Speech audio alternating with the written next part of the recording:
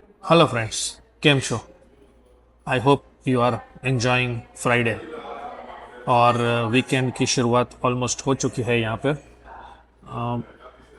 आज मैं एक नए रेस्टोरेंट में बैठा हूँ। रेस्टोरेंट का नाम है मिठास।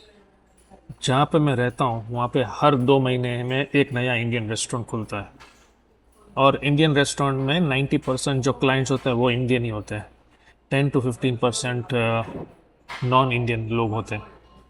तो मतलब इंडियंस का पॉपुलेशन फिक्स्ड है और रेस्टोरेंट्स बढ़ रहे हैं। पहले 10 रेस्टोरेंट था, 15 रेस्टोरेंट, 20 रेस्टोरेंट। तो इसमें एक इकोनॉमिक इस ये एग्जांपल लेके हम एक इकोनॉमिक टर्म सीख सकते हैं जिसका नाम है zero sum game. Zero sum game का मतलब कि अगर मैं जीतता हूँ तो तुमको हारना पड़ेगा। फॉर एग्जांपल, अगर कोई कस्टमर मेरी रेस्टोरेंट में आएगा तो तुम्हारे रेस्टोरेंट में नहीं आएगा। Right, so that is the definition of zero sum game.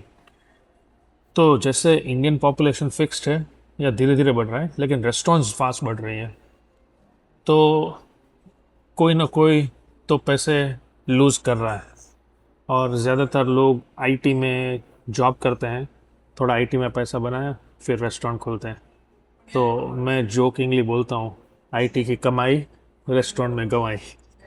तो और रेस्टोरेंट चीज़ ही ऐसी है, पैशनेट लोग होते हैं, सबको रेस्टोरेंट चालू करने का एक ड्रीम होता है।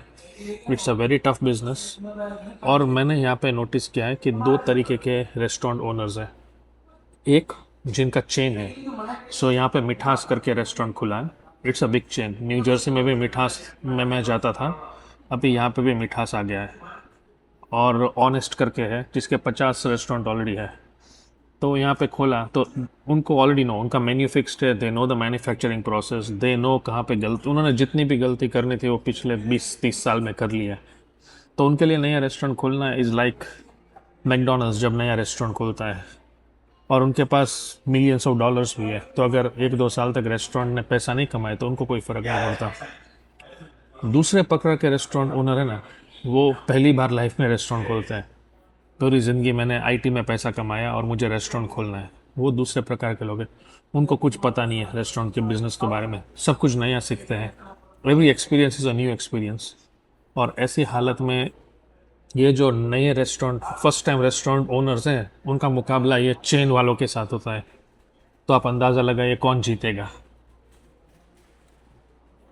चेन वाले का एडवांटेज है कि उनके पास सब नॉलेज है रेस्टोरेंट का, लेकिन सिंगल रेस्टोरेंट ओनर के पास पैशन है। राइट, वो बेस्ट कस्टमर सर्विस देगा, केयरफुली मेन्यू बनाएगा एकदम, क्योंकि उसके पास एक ही रेस्टोरेंट है और वो मन से खोल रहा है तो वो पूरा ध्यान देगा। वैसे जिसके 50 रेस्टोरेंट की चेन है उसका स्टैंडर्ड प्रोसेस है। राइट, वो कुछ वो बांध छोड़ नहीं करेंगे। राइट, लेकिन वो कोई बंदे का एक ही रेस्टोरेंट होगा, वो ध्यान से आपका ऑर्डर लेगा और आपको एकोमोडेट भी करेगा।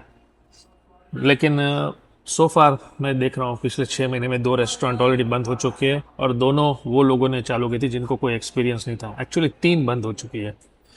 और जो नई रेस्टोरेंट खुल रही है वो जनरली चेन रेस्टोरेंट है। तो there is something too important about the experience in restaurant business. और दूसरी चीज़ ये है कि यहाँ पे गुजराती थाली पहली बार मिल रही है, तो मैं I am very excited for my order.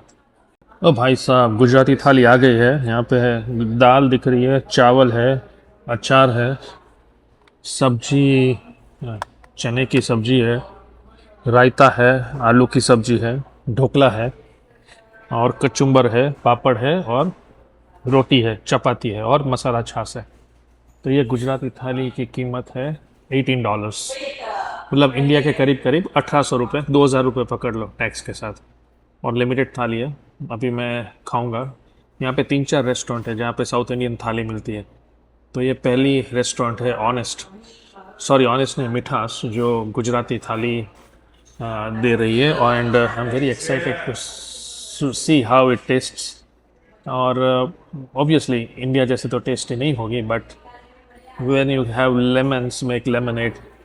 सो चलिए अभी मैं ये थाली एंजॉय करता हूँ और आप अपना वीकेंड करिए एंजॉय।